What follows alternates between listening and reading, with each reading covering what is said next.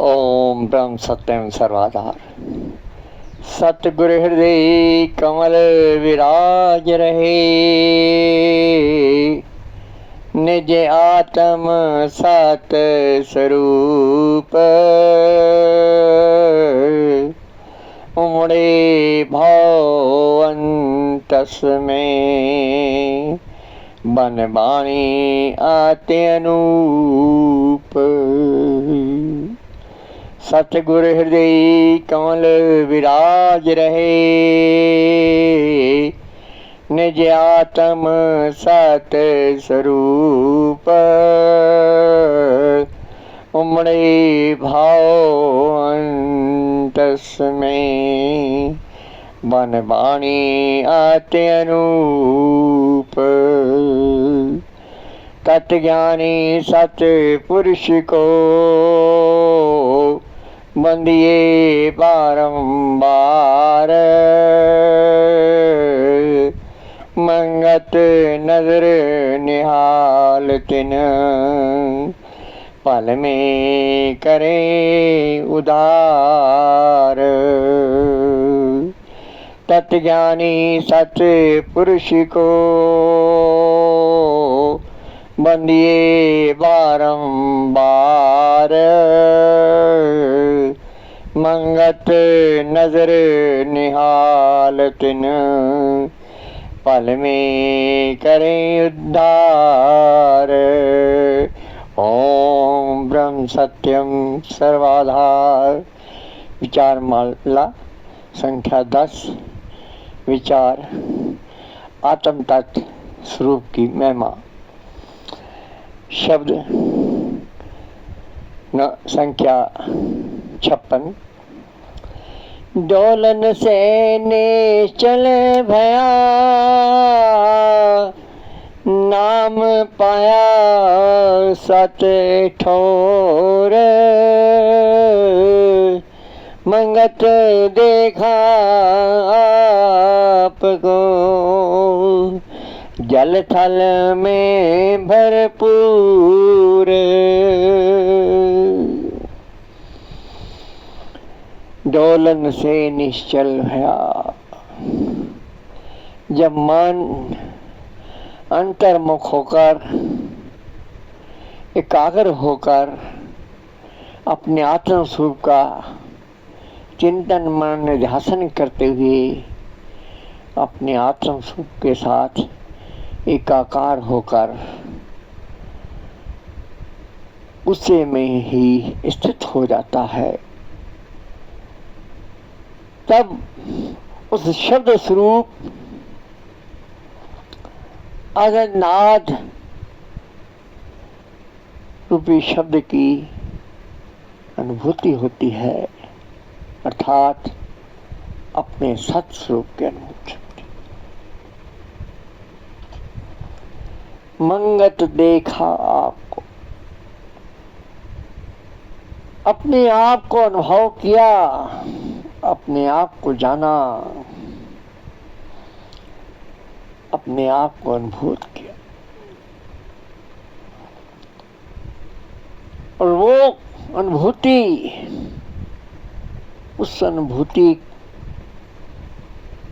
से जल थल सरत अपने आत्म तत्व को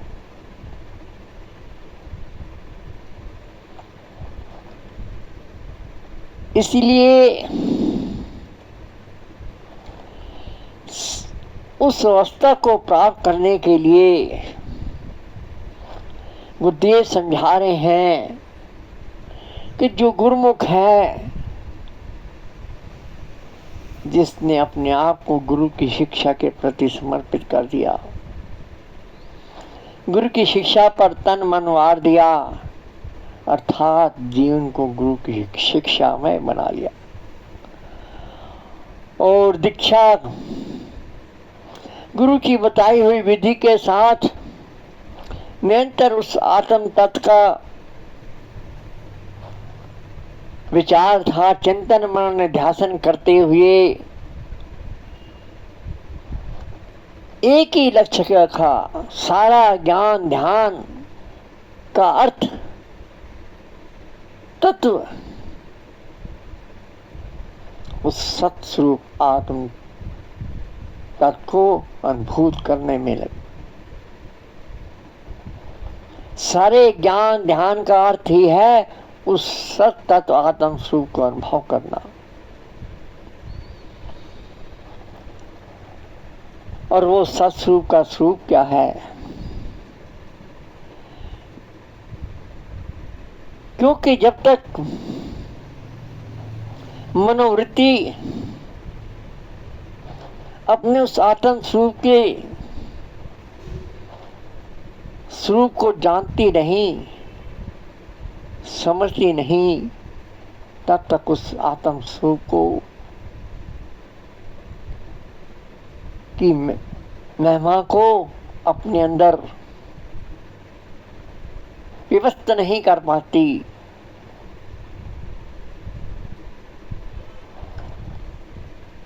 तब तक उसका चिंतन मनन निध्यासन सहज भाव से नहीं हो सकता। इसलिए गुरुदेव सत्स्वरूप की महिमा का वर्णन करते हुए कहते हैं सत्स्वरूप अजन्मा अद्वैत। वो जो आत्म तत्व है, जो वास्तव में श्री का सत्स्वरूप है, वो जन्मा है, अर्थात जन्म नहीं लेता।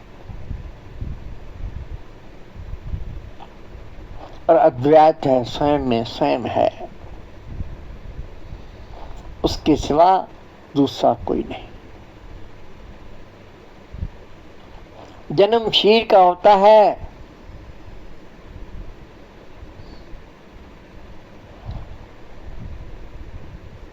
और नाश भी शरीर का होता है, मृत्यु भी शरीर की होती है। जो तत्व सर्वव्यापक है, कण कण में है, उसकी उत्पत्ति बनती ही नहीं। जो सर्वदा है, जो शाश्वत है, इसलिए वो जन्मा है। ज्ञान जुगत से पावेश रहत।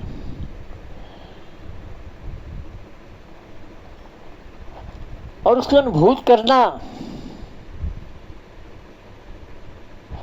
उसमें मनोवृत्ति का एकाकार होना, उसमें मनोवृत्ति का लीन होना, ज्ञान जुगत से युक्ति पूर्वक सिमरन करने से, युक्ति पूर्वक चिंतन मनन ध्यान करने से, बिना युक्ति के कोई भी तत्व अनुभव नहीं किया जा सकता, कोई भी तत्व प्राप्त नहीं किया जा सकता। सब जानते हैं कि दूध में घी है, लेकिन दूध को फेंटने से घी नहीं मिलता जब तक पूर्ण विधि से काम न लिया जाए। इसलिए महाराज यहाँ हमें यही समझा रखते हैं, ज्ञान युग से अर्थात समझदारी से, विवेक पूर्वक, युक्ति के अनुसार उसका सिमरन निध्यासन करने से ही उसको अनुभव किया जा सकता है। आत्म तत्व है जग का मूल, व्याप रहा सूक्ष्म स्थूल। वही आत्म तत्व ही संसार का मूल है।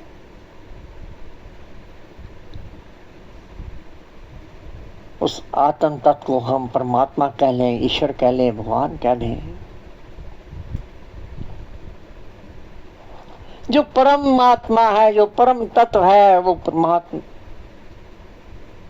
वही परमात्मा है, वही आत्मा है। इसलिए वो संसार का मूल है क्योंकि चेतन सत्ता में, उस चेतन पुरुष में, उस चेतन शक्ति में अनिच्छा से एक इच्छा का फुरना उठा। एको हम बहुश्याम, और सारी सृष्टि, सारा जगत का पसारा। इसलिए संसार का, इस जगत का मूल वही है, वही आत्म तत्व है, परमात्मा है। और जो व्याप रहा सूक्ष्म स्थूल, जो सूक्ष्म में भी है और स्थूल में भी है, जो चींटे में भी है, हाथी में भी है, वो सर्व सम रूप है। इसको इस प्रकार समझें कि विद्युत है और एक पॉइंट है जहां हम